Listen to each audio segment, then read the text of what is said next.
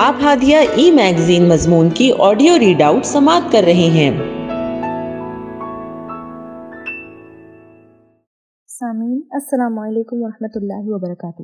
میں عائشہ خالد ہادیہ کے شمارہ ستمبر 2023 کے مضمون کے آڈیو پروگرام میں آپ کا استقبال کرتی ہوں۔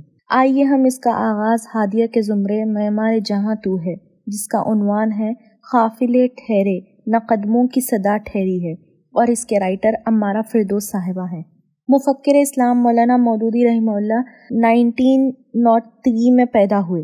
یہ وہ زمانہ تھا جب انگریزوں نے بھارت میں مسلمانوں کی 1000 سالہ حکومت کو شکست دے کر ملک کی عوام کو غلامیوں کی زنجیروں میں جکڑ دیا تھا۔ انگریزی سامراج نے اس زمانے میں نہ صرف ملک پر قبضہ کیا بلکہ مسلمانوں کی شریعت کو ختم کر دیا، صرف مسلمانوں کا پرسنل لا رہنے دیا۔ دوسرا اہم کام یہ کیا کہ مسلمانوں کی جائیدادوں کو سلب کر لیا، اور تیسرا ان کے نظام تعلیم کو فوراً تبدیل کر دیا۔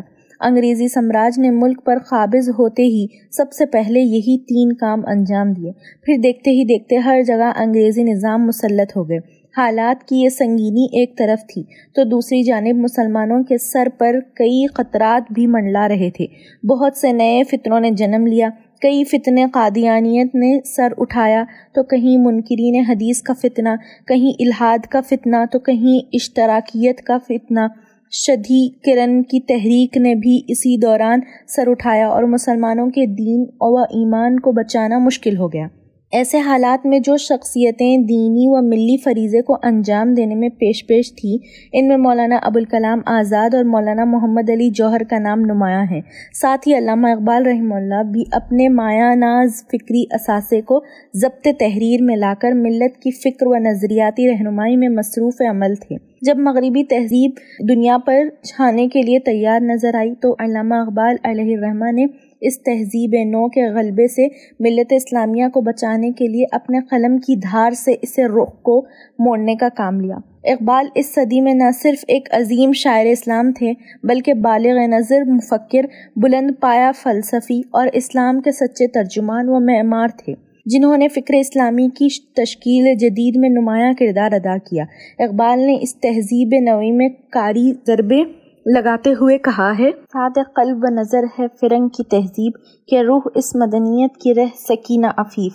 ان حالات میں اقبال کی نگاہ دور بھی کسی ایسی مرد مومن کی تلاش میں تھی جو اس فرسودہ نظام کے بالمقابل اسلام کے نظام عدل و قسط کو پیش کر سکے۔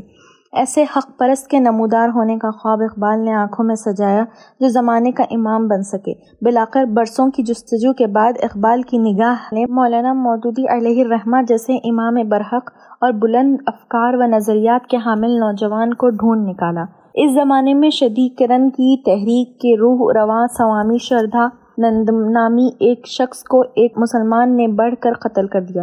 اس قتل کے بعد مسلمانوں کو بدنام کیا جانے لگا۔ پورے بھارت میں اسلام اور مسلمانوں کے خلاف حملوں کا ایک زبردست سیلاب امڑ آیا۔ غیر مسلمین کی جانب سے اسلام کے فرضیہ جہاد پر بھپتیاں کیسے جانے لگیں اور اسلام کو بدنام کرنے کا ایک بڑا ایشو ہاتھ آ گیا۔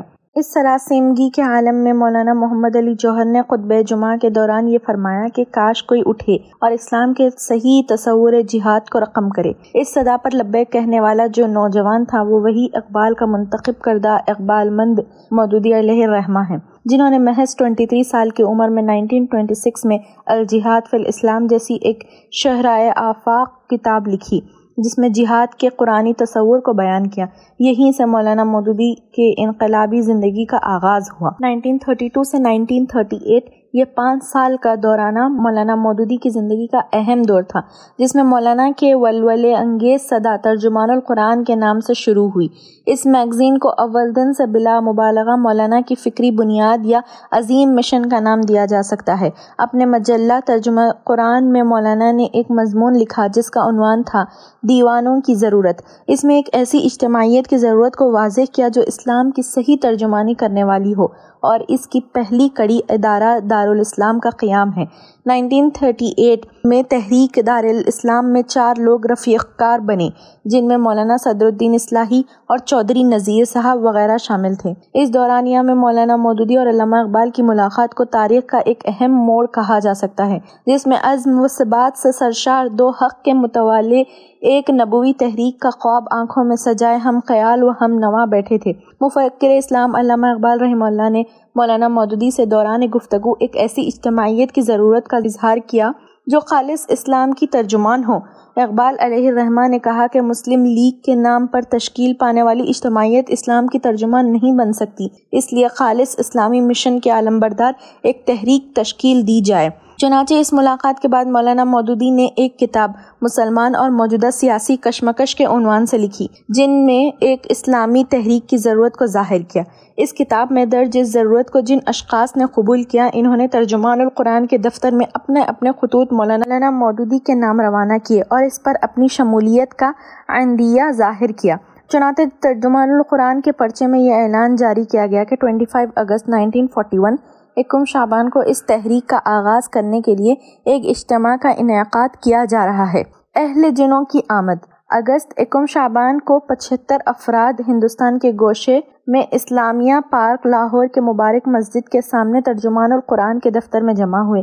تاسیسی ارکان کے ساری فہرست دیکھنے کے بعد اندازہ لگایا جا سکتا ہے کہ مولانا مودودی کے غیر معمولی اثرات پورے ہندوستان پر مرتب ہو چکے تھے۔ اس دن ہر ایک نے اپنا تعارف دیا اور تحریک سے متعلق تبادلہ خیال ہوا۔ 26 اگست 2 شعبان کو لوگ پھر اجتماع گاہ میں جمع ہوئے۔ مولانا مودودی کے ایک تاریخی خطاب سے اجتماع کا آغاز ہوا۔ خطاب سے پہلے مولانا نے اجتماع کے پس منظر کو واضح کیا جو ایک تاریخی دستاویز کی حیثیت رکھتا ہے۔ مولانا نے کہا کہ اس طرح آج آپ لوگوں کو جمع ہونا کوئی اتفاقی حادثہ نہیں ہے کہ ایک زوردار موج اٹھی اور جمع ہو گئی، بلکہ یہ میری 13 سالہ کوششوں کا نتیجہ ہے جو میں نے ترجمان القرآن کے نام سے شروع کی تھی۔ اس جملے کے اندر مولانا کے سچے خوابوں کی تعبیر ہے، ایک موج کے دریا بننے کی طاقت کا پیغام ہے۔ آج 80 سال ہوئے یہ دریا رواں دواں ہیں جو 26 اگست 1941 کو لاہور کے اس تاسیسی اجلاس میں بہہ نکلا تھا۔ آج بھی اس میں اٹھنے والی ہر موج مثالی اور ہر لہر سوزداروں سے بلند فوارے بننے کی طاقت رکھتی ہے۔ الحمدللہ۔ قافلہ ٹھہرے، نہ راہ دشوار، سحر دور، گھنی شب، لیکن قدموں کی صدا ٹھہری ہے۔ 26 اگست تاسیس جماعت سے لے کر اب تک الحمدللہ بانی جماعت مودودی کا کارواں نہ رکا ہے نہ رکے گا۔ یہ آواز مشن کے سچے محسن کی آواز تھی، اس لیے صدا با صحرا ثابت نہ ہوئی، بلکہ وہ اکیلا ہی چلا تھا جانب منزل مگر لوگ ساتھ آتے گئے اور کارواں بنتا گیا۔ حوالہ جات: ترجمان القرآن، مضمون آباد شاہ پوری، رودات، جماعت اسلامی ہند، حصہ اول، کتاب تاریخ دعوت و جہاد، تقریر ایس امین حسن صاحب۔ ہادیہ مضمون کی آڈیو سماعت کرنے کے لیے شکریہ۔ امید ہے کہ آپ کو پسند آیا ہوگا۔ ہمیں آپ کے مشورے کا انتظار رہے گا۔ اپنا مشورہ، تبصرہ اور مضامین editor@hadia.in پر ارسال کریں اور ہادیہ ای میگزین کے مضامین کو پڑھنے کے لیے ویب سائٹ www.hadia.in سبسکرائب کریں۔ انشاءاللہ ہم اگلے ہادیہ ای میگزین کے شمارے سے دلچسپ مضامین کی آڈیو لے کر حاضر ہوں گے۔ تب تک کے لیے اجازت۔ اللہ حافظ۔